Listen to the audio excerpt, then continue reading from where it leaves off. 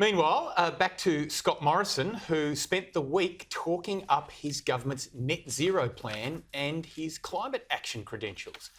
But despite all the carefully orchestrated photo opportunities, the PM could not sweep his former criticism of electric cars under the rug. Here's a reminder of how the PM's policy position has changed since 2019.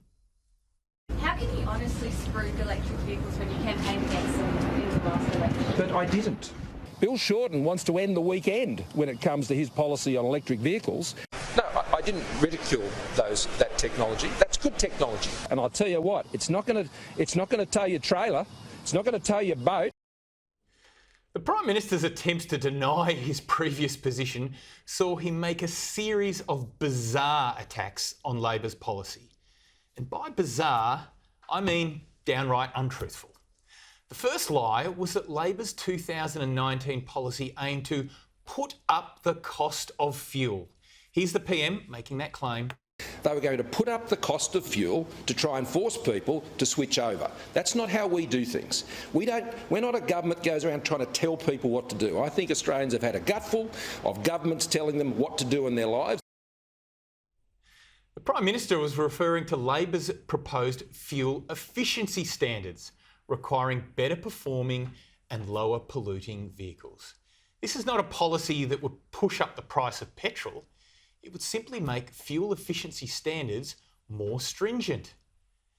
Better fuel standards and more efficient vehicles actually lead to savings on petrol, not making it more expensive. And it's not me saying that.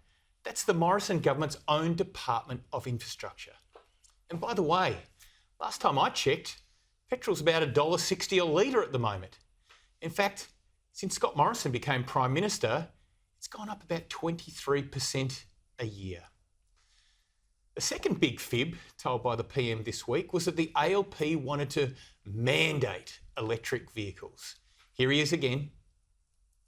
They want to put up your petrol prices. They want to increase your cost of living to force you to make other choices. We want to respect the choices people make. People want to buy electric cars, fantastic. Again, the claims that Labor was trying to mandate or make compulsory a certain number of electric vehicles on Australia's roads is just plain wrong. Labor was not trying to force people to buy EVs. It was not introducing a mandate. Labor's 2019 policy was a non-binding target,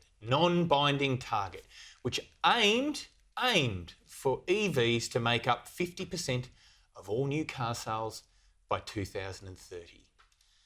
The day after the PM demonised Labor's policy, a funny thing happened. The New South Wales Liberal government released an almost identical policy for the great state of New South Wales. That is a non-binding target for the take-up of EVs in the great state of New South Wales. I'm not making this up. Why is this all so hard for the PM? Why can't he just tell the truth? Fact is, back in 2019, the Liberals thought they were going to lose the election. And in a desperate ploy, they started making up wild lies about Bill Shortens EV policy. It was going to drive up petrol prices and kill the weekend. Fast forward 3 years, and now we find Australia falling way behind the rest of the world when it comes to the uptake of EVs. Oh, stress. So the government has decided it has to do something about it. And that includes copying large parts of Labor's 2019 policy. So why can't the PM simply say, when the world changes, I change my policy. And when the Labor Party has a good policy, I'm only too happy to adopt it as my own. Instead, we end up with these mad claims and all this smear.